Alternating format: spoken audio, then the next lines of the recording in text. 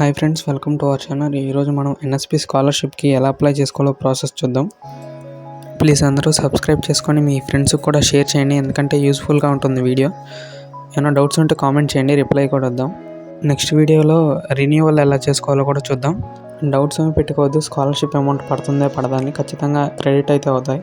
Site link డిస్క్రిప్షన్లో provide చేశాను, లేదంటే మీరు గూగుల్కి వచ్చి ఎన్ఎస్పి అని సెర్చ్ చేయండి. ఫస్ట్ వచ్చే సైట్ ఓపెన్ చేయండి.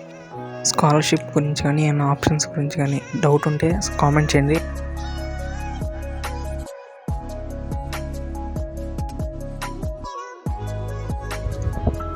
ఆ 4 లైన్స్ మీద క్లిక్ చేశాక మీకు అప్లై ఫర్ స్కాలర్షిప్ అనే వస్తుంది ఆప్షన్ క్లిక్ చేయండి. మీ ఓటీఆర్ నెంబరు, పాస్వర్డ్ మీరు సేవ్ చేసుకుంటారు కదా, ఆ పాస్వర్డ్ ఓటీఆర్ నెంబర్ ఎంటర్ చేయండి. నేను ఎంటర్ చేసి చూపిస్తున్నాను మీకు. తర్వాత క్యాప్చా ఎంటర్ చేయండి. నా సైడ్ నుంచి చిన్న స్మాల్ రిక్వెస్ట్, ప్లీజ్ సబ్స్క్రైబ్ చేసుకోండి, అందరూ లైక్ చేయండి, మీ ఫ్రెండ్స్కి కూడా షేర్ చేయండి, ఎందుకంటే స్కాలర్షిప్ యూజ్ అవుతుంది కదా. మీకు ఏమైనా డౌట్స్ వస్తే కామెంట్ చేయండి, ఖచ్చితంగా రిప్లై ఇస్తాను. మీకు ఎలాంటి డౌట్ ఉన్నా స్కాలర్షిప్ల గురించి కానీ దేని గురించి అయినా కామెంట్ చేయండి, ఖచ్చితంగా మనం వీడియో చేద్దాం. అందరూ సబ్స్క్రైబ్ చేసుకోండి, సబ్స్క్రైబ్ చేస్తే నాకు కూడా కొంచెం మోటివేషన్ లాగా అనిపిస్తుంది, ఓకేనా. ఈ ఇయరే అప్లై చేస్తుంటే స్కాలర్షిప్కి అప్లై ఫ్రెష్ అని క్లిక్ చేయండి. మన నెక్స్ట్ వీడియోలో స్కాలర్షిప్ ఎలా రెన్యువల్ చేసుకోవాలో కూడా చూద్దాము. ఫుల్ డీటెయిల్డ్గా వీడియో అయితే చేస్తాను తెలుగులో. ఇన్స్ట్రక్షన్స్ అన్నీ మీరు కావాలంటే చదువుకోండి, కాకపోతే ఒక 5th పాయింట్ మాత్రం ఇంపార్టెంట్. అందరూ ఆధార్ బ్యాంక్తో సీడ్ అయి ఉండాలి, లేదంటే అమౌంట్ పడవు. అందరూ ఈ మిస్టేక్ చేయకుండా ముందే ఆధార్ని బ్యాంక్తో సీడ్ చేయించుకోండి, అకౌంట్ చేయించుకోగానే. అప్ టు 10th వరకు అయితే ప్రీ మెట్రిక్ స్కాలర్షిప్, 10th తర్వాత నుంచి అయితే పోస్ట్ మెట్రిక్. ఆ 2 బాక్సెస్ క్లిక్ చేసేయండి. నెక్స్ట్ స్టెప్లో మీ స్టేట్ డొమైన్ ఎంటర్ చేయాలి. నాకు ఎందుకంటే వచ్చిందంటే నేను ఆల్రెడీ క్లిక్ చేశాను. సో మీరు ఆంధ్రప్రదేశ్ అయితే ఆంధ్రప్రదేశ్, తెలంగాణ అయితే తెలంగాణ. 10th వాళ్ళు అయితే pre matric, inter, second year, BTech అట్లా అయితే పోస్ట్ మెట్రిక్ సెలెక్ట్ చేసుకోండి. మోస్ట్లీ అందరూ స్కాలర్షిప్ ఎవరైతే అప్లై చేస్తున్నారో వాళ్ళ పేరు మీదే అకౌంట్ ఉండాలి. అకౌంట్ లేకపోతే న్యూ అకౌంట్ తీసుకోండి, ఏ బ్యాంక్లో అయినా తీసుకోవచ్చు. ప్లీజ్ అందరూ సబ్స్క్రైబ్ చేసుకుని అలానే షేర్ కూడా చేయండి. ఈ కింద వస్తుంది మీకు అప్లికేషన్, అదిగో వచ్చింది కదా, first application new 2025 fresh application. Proceed ఉంది కదా బటన్, ఆ ప్రొసీడ్ మీద క్లిక్ చేయండి. నెక్స్ట్ సైట్ అయితే ఇలా ఓపెన్ అవుతుంది. పైన సెకండ్ ఆప్షన్ ఉంటుంది, ఫిల్ అప్లికేషన్స్ అని.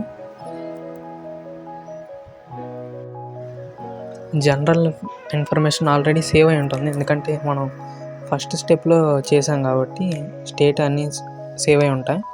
పర్సనల్ ఇన్ఫర్మేషన్ కూడా ఓటీఆర్ నెంబర్ని బట్టి సేవ్ అయిపోద్ది. మీరు అప్లికేషన్లో ఇచ్చే ఇన్ఫర్మేషన్ అంతా కరెక్ట్గానే ఇవ్వండి. ఒకసారి 1-2 టైమ్స్ చెక్ చేసుకోండి, ఎందుకంటే మళ్ళీ చేంజ్ చేయడానికి ఆప్షన్ ఉండదు సైట్లో. సో ముందే చేసుకోండి, ఎందుకంటే మళ్ళీ సైట్లో ఆప్షన్ ఉండదు. మీరు చేంజ్ చేయాలంటే మళ్ళీ అప్లికేషన్ విత్డ్రా చేసుకొని మళ్ళీ న్యూ అప్లికేషన్ పెట్టుకోవాలి. సో అందరూ కరెక్ట్ ఇన్ఫర్మేషన్ చెక్ చేసుకొని ఇవ్వండి. నెక్స్ట్ మీ కమ్యూనిటీ, ఓబీసీయా, జనరలా, ఎస్టీయా, ఏదైతే అది, రిలీజియన్, ఫ్యామిలీ ఇన్కమ్ సర్టిఫికేట్లో ఎంత అమౌంట్ అయితే ఉంటుందో అంత ఎంటర్ చేయండి. అందరికీ క్యాస్ట్ ఇన్కమ్ సర్టిఫికేట్స్ ఉండాలి. నెక్స్ట్ స్టెప్లో మనం డాక్యుమెంట్స్ అప్లోడ్ చేయాలి. దివ్యాంగజన్ అంటే ఫిజికల్లీ హ్యాండిక్యాప్డా కాదా, నో ఇచ్చేయండి. ఎస్ అయితే ఎస్.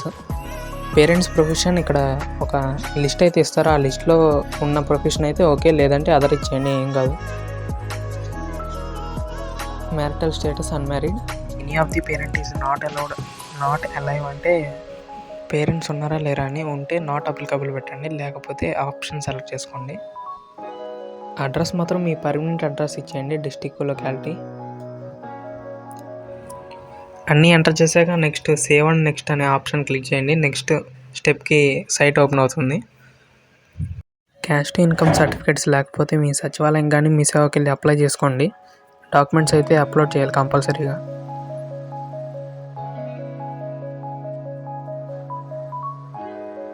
ఈ స్టెప్లో అయితే మీరు మీ ఇన్స్టిట్యూషన్ డీటెయిల్స్ ఇవ్వాలి.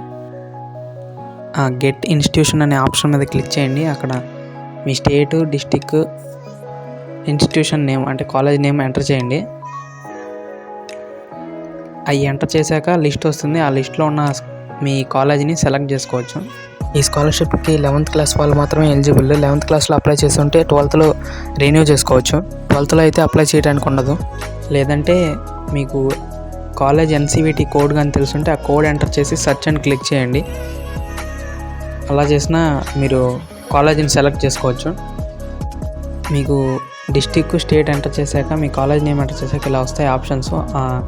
మీ కాలేజ్ ఏదైతే ఉంటుందో దాన్ని ఆరెంజ్ బ్లాక్స్కి క్లిక్ చేయండి, సెలెక్ట్ అవుతుంది కాలేజ్. ఎస్ అని క్లిక్ చేయండి.